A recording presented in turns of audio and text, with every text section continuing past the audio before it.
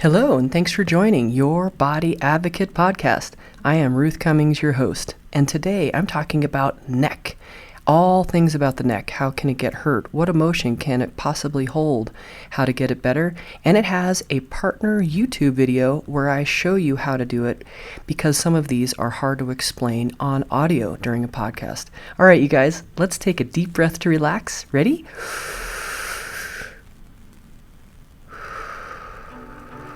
All right, here we go. You're listening to Your Body Advocate, telling your body's side of the story. The podcast dedicated to supporting and improving your body-mind connection so you can live a pain-free, passion-filled life, dissolving one body tension at a time. Discover the healing properties of your own body language, and together let's explore ways to support and improve essential self-talk. Now, here's your host, Master of Encouragement and Body-Mind Life Coach, Ruth Cummings.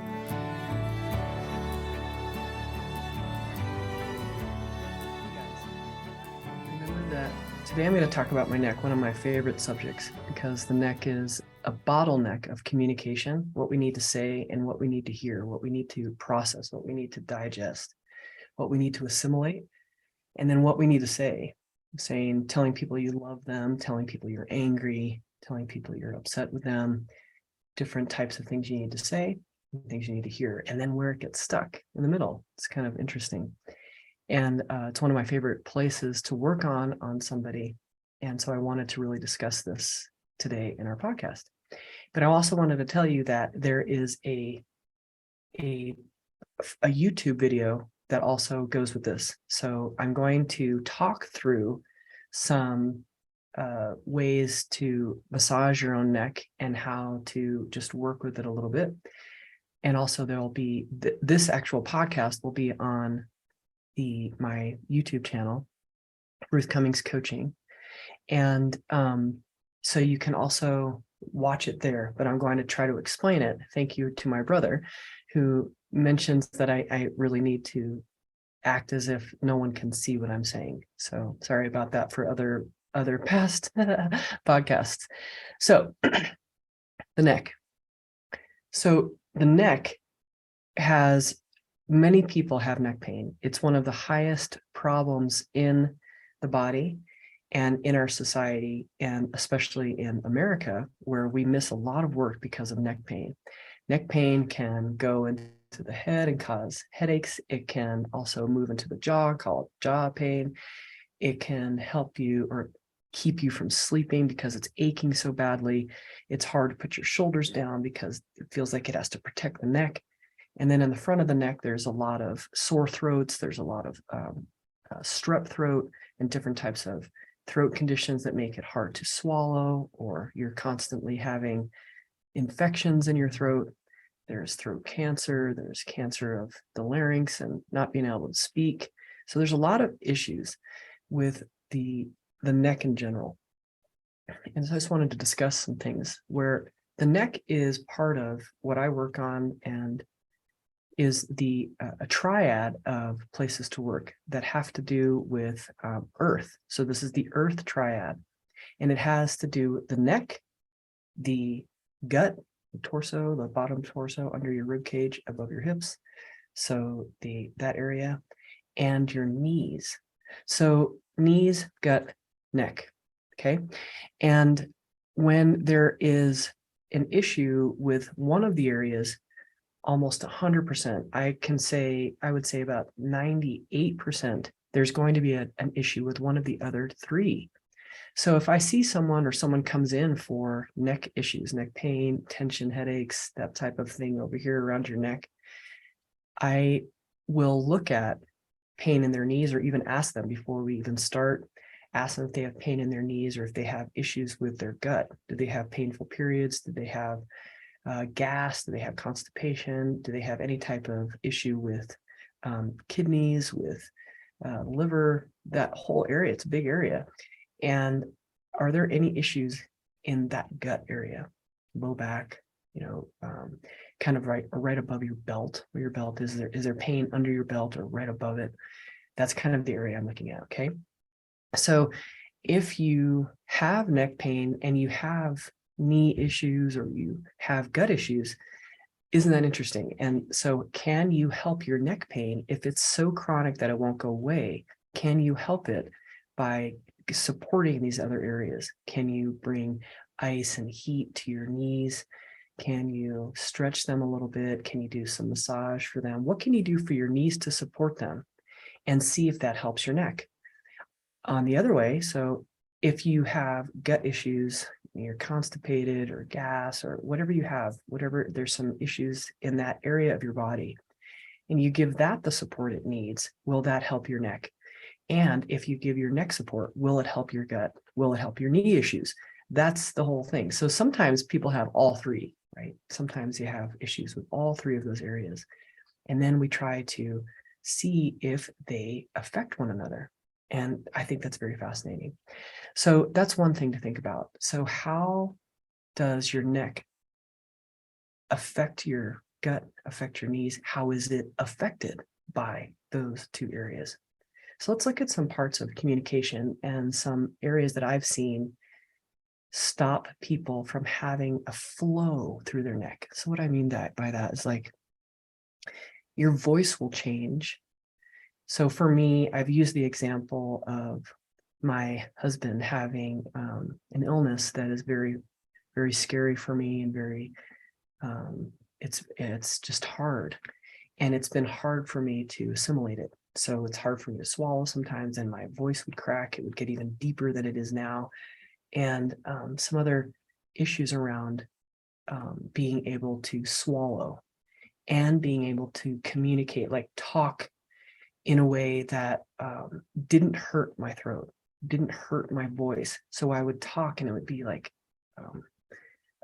cumbersome. It would take more energy than normal. Or not just swallowing, but being able to breathe. So, the air coming through here, it felt like I was being choked. So those types of feelings in your throat can happen if something in your life is really hard to swallow. Hard to swallow is something that's been in our communication for centuries, that wording. So another thing is that you have neck tension. So if it's not hurting in the front, it's not your voice, it's not your swallowing, it's not air, then you have like this neck tension behind you. And so that tension just in this area, from like the bottom of your skull to your to where your shoulders start, just in that area, whatever that is, 6 inches, 8 inches, something like that.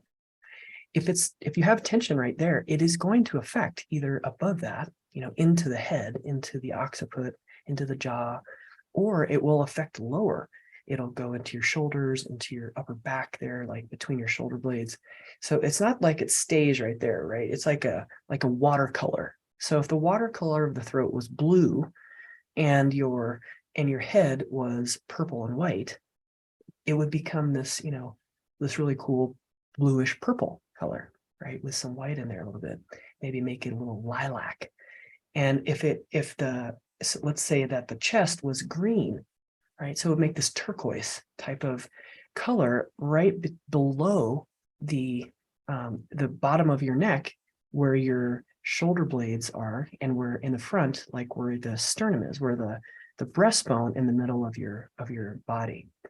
And so if you saw it in a color, like a watercolor version, so you would see blue, a nice like royal blue in the middle of your throat, and then going up into your head, it goes into purple, and going down, it goes into green. So, okay, so just want to give you that visual.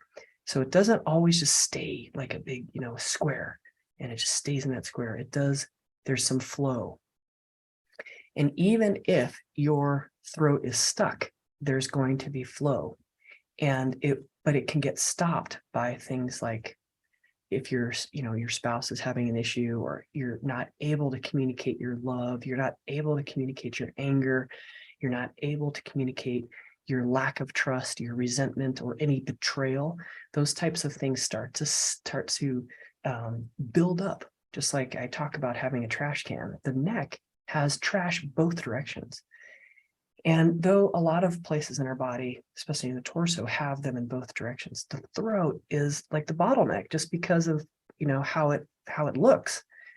It has to go through this smaller area, and so it gets stuck.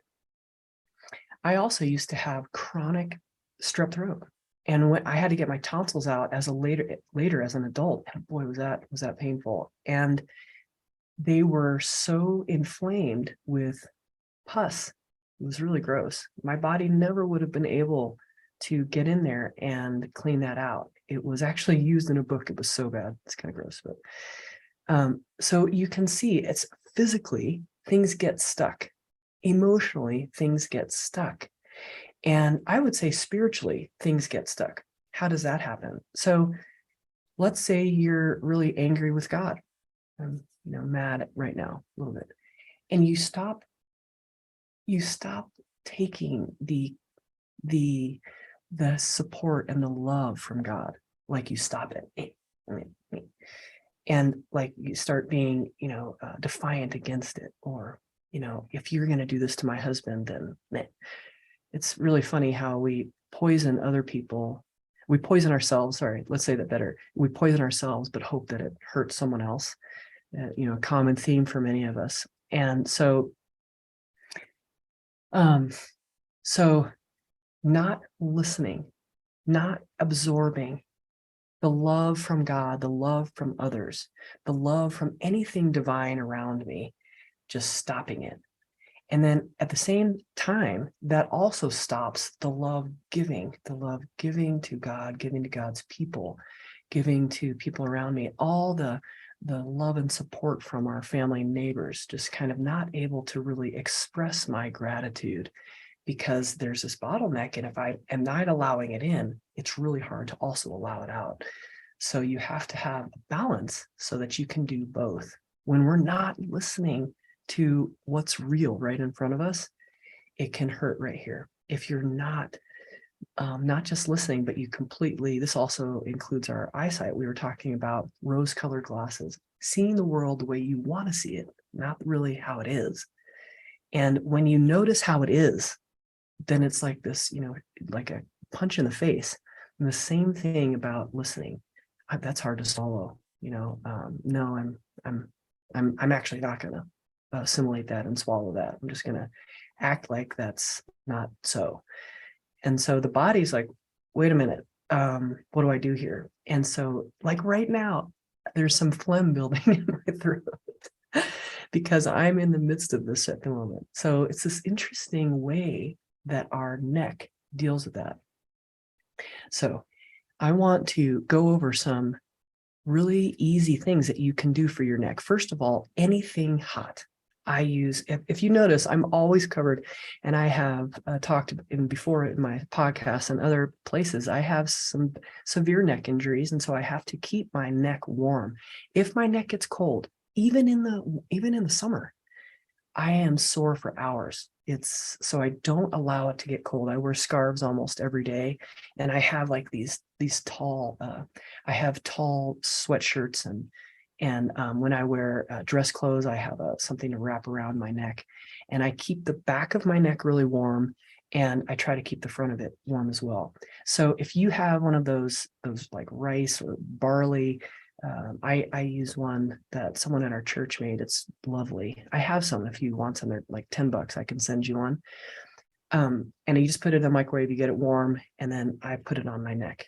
I also use that for different areas. So interestingly enough, I have gut issues and knee issues. And so I also use that. Then I take that heated pad and I put it on my knees. And I also put it either on the front of my stomach right there, or on my back. So that area of the torso. And that really, really helps. It's interesting because it does help my neck personally. And it does help my knees. And so I don't have 5 heating, that would take forever, I guess, to put them in the microwave too. But I do have 3. So I will usually put one on my neck, one on either front or the back of my gut, and then one on one knee. And so sometimes I put my knees together and put it on both knees. And sometimes I put all 3 on my gut, just kind of depends. But personally, I have had great success getting my body to feel better by getting these 3 areas to be warm and feel supported and trusted. And I think those are the words I would use. So the first thing is warmth. And so you can't pour hot water. I guess you could sit in a bathtub for your knees and your back and your gut. But I drink a lot of hot tea, and not only hot tea, I will drink hot water and hot water with lemon. I also make some turmeric tea, like it's called golden milk. And I have that on my Instagram if you want that recipe. It's not exact because I put a little teaspoon here. I don't measure it. I tap it in. And so I have that. It has coconut milk with full fat coconut milk that I use. I think an eighth of a teaspoon of turmeric, and then some pepper and some cinnamon and just a dash of salt. And then I put in some honey. And it's so good. No caffeine. It really helps. It helps me with a lot of things. So we could talk about that more. But my point is, keep your neck warm with fluids. That will really help. And then that goes down into your gut, and that gets your gut warm a little bit. So for me, that really helps both. So that's one way to help your neck. Another way is so with heating pads and tea.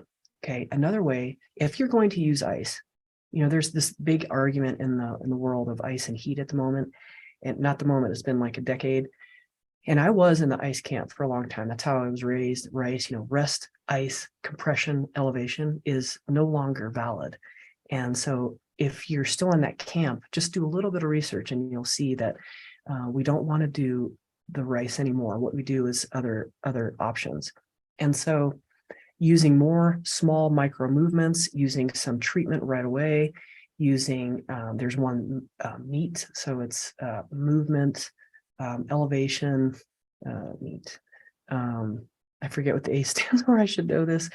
And then, and treatment at the end. So I will get that. So there's other ways to deal with your neck. So you can do stretches. So the stretches that I do is I start with facing forward, and then I'm going to turn my neck to the right all the way as far as I can over my shoulder. So I'm going to try to get it all the way. And I take a deep breath when I go in. So I take a deep breath in through my nose when I'm about to move, and then I breathe out once I'm over my shoulder. So it's a breathe in, move over the shoulder, and then breathe out. And then come back to the center. And then I do the same thing on both sides. So I move my neck with those types of just stretches for the neck. And the next thing I do is I massage it. And how do I do that? So I'm going to take my hands and I wrap my hands like I'm trying to, I would say, roll my shoulder blades over up into the front of my body. So like my elbows are in the air, like towards the ceiling, and I'm going to pull with pressure down on my, the top of my shoulders up through to the front so that my hands are on my chest. So that's one way to get some really nice pressure on the back of your neck and shoulders, because they work together right there. It's very easy to calm tension down with that move. So again, I'm putting my hands almost together. The pinkies are touching behind my neck, right at the top of the shoulders. And I'm going to, with my elbows way in the air, and then I'm going to put pressure down and pull forward. Of course, you could do this one-handed. So if you're driving, you could do it one hand at a time, and but don't do two hands at a time, right? If you're driving. So that's one way. Another way is to put your hands on top of your shoulders and cup the area. And then you would massage or knead your hands together with that tissue in between. So you're going to knead, like it's taffy, some parts, the top parts of your shoulder between your fingers and the pad of your hand, and just nice and gently kneading that together, mainly making it warm. Again, it's very, very helpful. And then another one I would suggest is if you could put your fingers together, like you were opening a screen door, kind of, they're all together, and you're going to press behind your neck on either side of the spine so that you're in the meaty area. And then from that meaty area, you're going to press straight in. And I use different pressure from each finger. this is how I'm able to do hours and hours and hours of massage, is I utilize each finger. So that's one thing I hear is that, oh, my hands just aren't strong enough and I can't do it for very long. So just use your pinkies and then use just for a second. So you just press down and let go. And then the ring finger, press down, let go, middle finger, press down, etc. And so when you do that, it makes your hand a little bit more, it can last a little longer. I mean, even 30 seconds longer, it's quite a long time. That's really all you need, like 10 to 30 seconds. So you just kind of press in and go up and down the neck, the back of your neck there. So you're going to go to the skull and then all the way to your shoulders, and just do that a little bit. Also, you can lean your neck back a little bit. And it's even better if you're laying down. So sometimes I do this before I even sit up in bed. I'm doing this in bed. Well, I will turn my head to my shoulder while I'm on my pillow. And then I sit up and then I do it again like that. So move, okay, heat.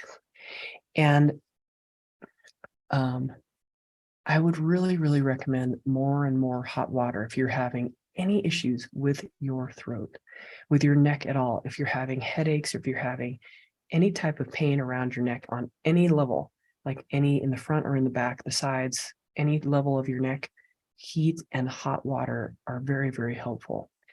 So this is my short discussion and little theories about the neck today. And I'm going to have a partner video on YouTube that I'm going to show you these massages specifically. So if you want more, but it's hard for me to actually talk about, so go to that YouTube video and then I will show you specifically how to massage and stretch and do some myofascial release and to just do some other things on your neck. And so just go to that YouTube channel. Thank you so much for listening, guys.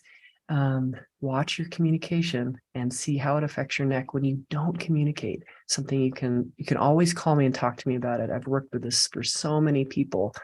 It's a fascinating part of our body, and I just love it. Thanks for listening, guys, and I will see you next time. Bye-bye. Thank you for listening to Your Body Advocate with Ruth Cummings. We're so glad you've joined us today and truly believe you can live a pain-free, passion-filled life. To connect with Ruth, work with Ruth, or to grab your free ebook, go to ruthcummings.com. We'd love to hear from you. Don't forget to rate, review, and subscribe so you don't miss our next episode. Until next time, friends, be open, include the unincluded, think outside the box, and spread love and kindness one smile at a time.